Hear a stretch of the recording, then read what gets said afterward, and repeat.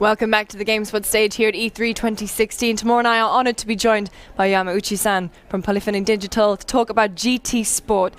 This is Gran Turismo's debut on the PlayStation 4. How is it going to be different? What were the big challenges of bringing it to a new console? プレイステーション4で初めてグランツーリスモが登場するわけですけど、開発に、一番難しかった部分、いろんなチャレンジがあったと思いますけど、そういったものはどういったところになりましたでしょうか。ですね、今回プレイステーション4で作る初めてのグランツーリスモということで、僕らがやりたいことがこれだけあるとしたら、そのかなりの部分がね、プレイステーション4だと実際実現できそうだったんですね。なので、ワクワクしながら作ってたんですけれども、そういう高い目標をこう一つ一つクリアしていく、プロセス、それが大変でしたね。Yeah, so being on the PlayStation 4 for the first time, we had these objectives that we set very high for ourselves, and that we had high expectations that we can get a lot of those things done. But to actually go through that process of reaching those objectives was a lot of work for us. Fans have been they really want the dynamic weather, day-to-night cycle. Can you explain the reasons why they're not present? ファンの中ではやっぱりダイナミックな天候の変化とか、時間の変化とかが欲しいという声が結構大きかったんですけど、それがなぜ今回は入らなかったんでしょうか。もともとダイナミックウェザーとかダイナミックライティングって僕らが GT5 と GT6 で始めたことなんですよね。でそのメリットとデメリットも僕らすごくよく分かっていて、で今回はデメリットの方が大きいという判断をしたんですね。でそのデメリットというのは何かというと、まずグラフィックス全体のクオリティが下がっちゃうんですよ。そこに自由度を持たせると。でそれよりはプレイヤーが事前に例えば夕方とか昼とか夜とかっていうのを選べるようにして、レースの時間内は時間が変化しない、あるいは天候が変化しないっていう風にゲームデザインした方が、はるかにいいゲームデザインができるし、プレイヤーにとってもいい体験ができるってことが分かってたんですね。なので今回はそうしたということです。So, the dynamic weather changes and lighting changes was something that we originally started in Gran Turismo 5 and 6. And having done all that, we really discovered what are the advantages and disadvantages of having that system in there. And my ultimate decision was that the disadvantages outweighed the advantages, and that's because when you look at the overall quality of the graphics, having that system there really drops the quality quite a bit. So we, after making the considerations, I decided that it would be better in terms of both game design and experience if the players are able to set the time of day and set the weather before the race, and the conditions are maintained throughout the race. So for fans of the series, obviously Gran Turismo is a huge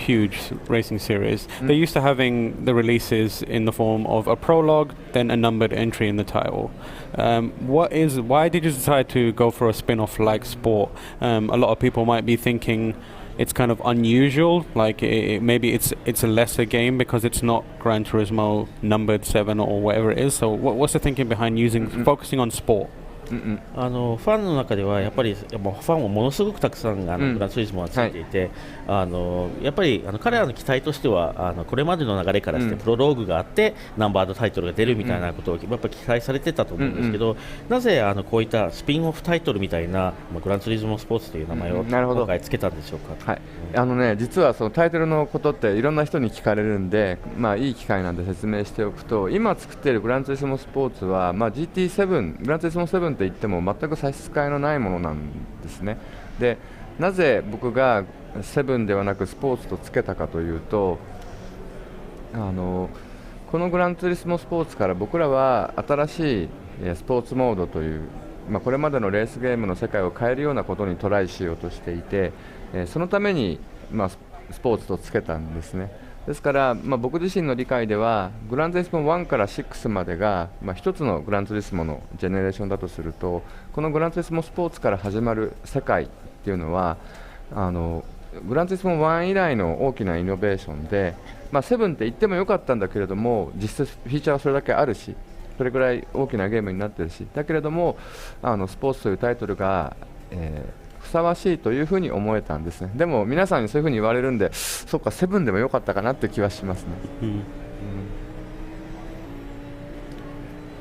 So I actually get this question asked a lot, so it's a great opportunity to talk about it. We actually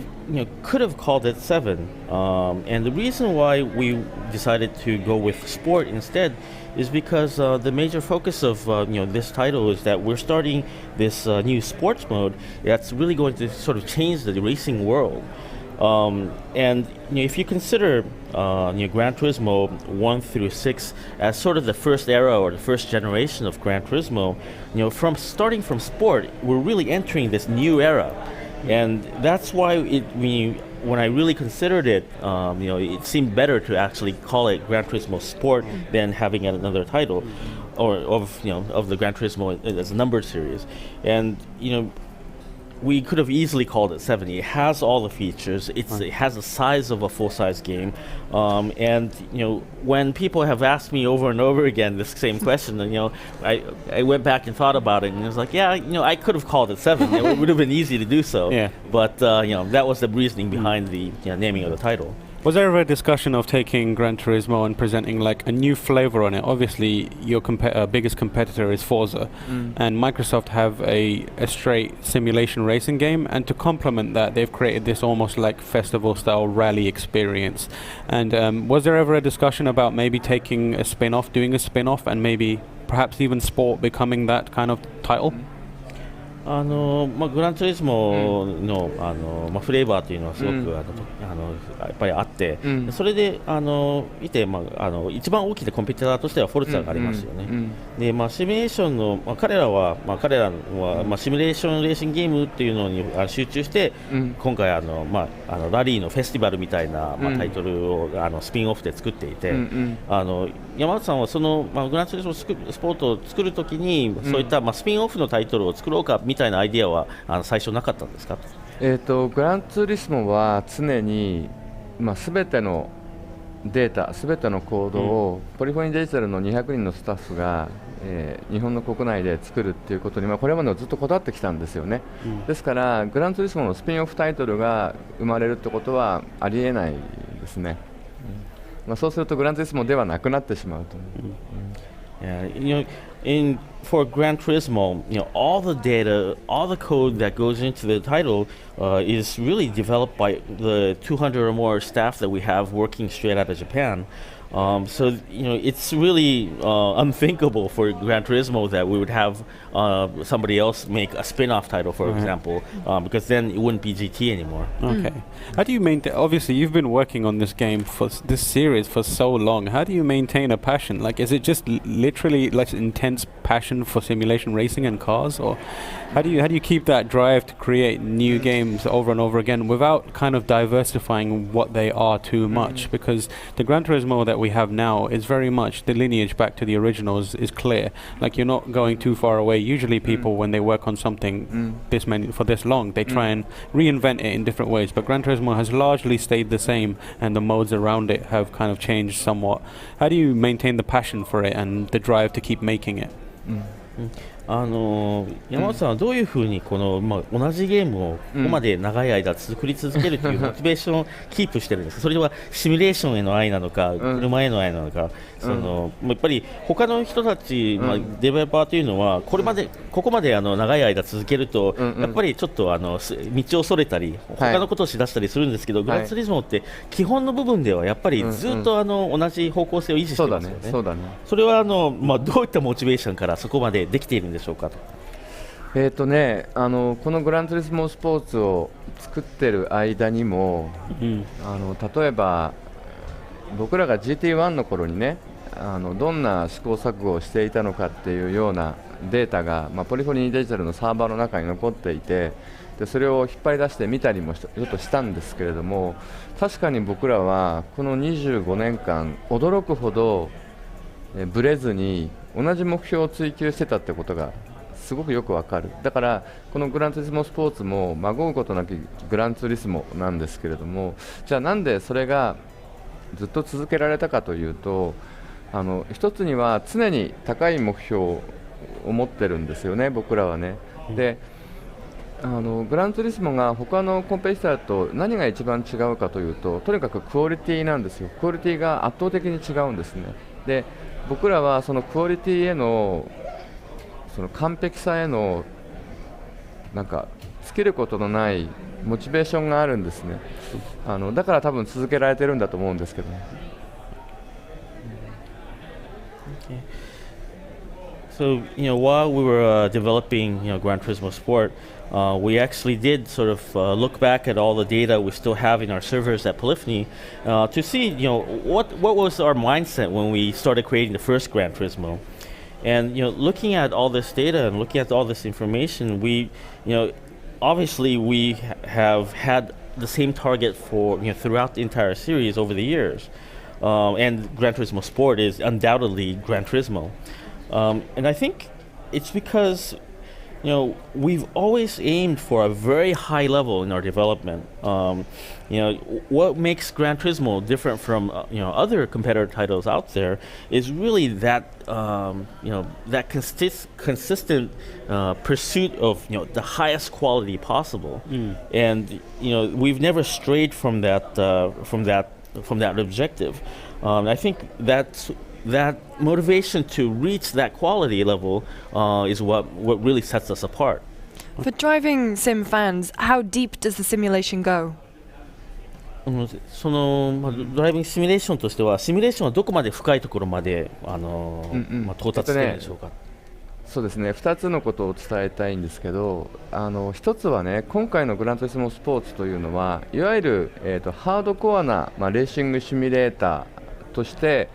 作ってるわけではなくて、初めてレースゲームをプレイする人とか、初めて車を運転する人に、なんて車って運転するのが楽しいんだろうとか、なんて車って美しいものなんだろうってことを伝えるために作っています。で同時に、実際に今ね、会場でプレイできるようになってますけど、乗っていただければ分かるんですけれども、パワーの低い車でも、あるいはものすごく速いレーシングカーでも、これまでのグランツーリスモに比べるとはるかに自然に車が運転できるようになってるんですね。だからものすごく運転が上手な人が乗っても最高のドライビング体験ができるように、ドライビングのフィジックスも進化しています。Okay. So I think there's two things. This version of Gran Turismo wasn't really developed just for the hardcore racing simulator fan. We really went to great lengths to cater to the first-time, players to racing games, and also first-time drivers who's never driven a real car before.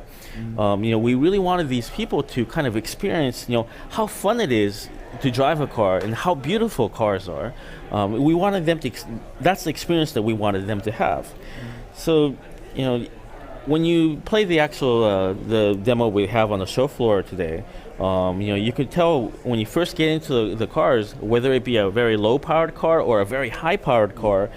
you have a natural sense of driving that's much easier than you would expect from a simulator. It's and that's something that goes to the level where even somebody when somebody who's very good at driving drives a car will still have that natural feel. Right. Wonderful. Thank you so much for joining us. When does GT Sport release? GT スポーツのリリースはいつですか11月の中旬ですね。So it's due to release mid-November. Awesome. Thank you so much for joining us. So much. For more coverage of this year's E3, of course, make sure you stay tuned to GameSpot.com. You're watching the GameSpot stage, brought to you by Airheads.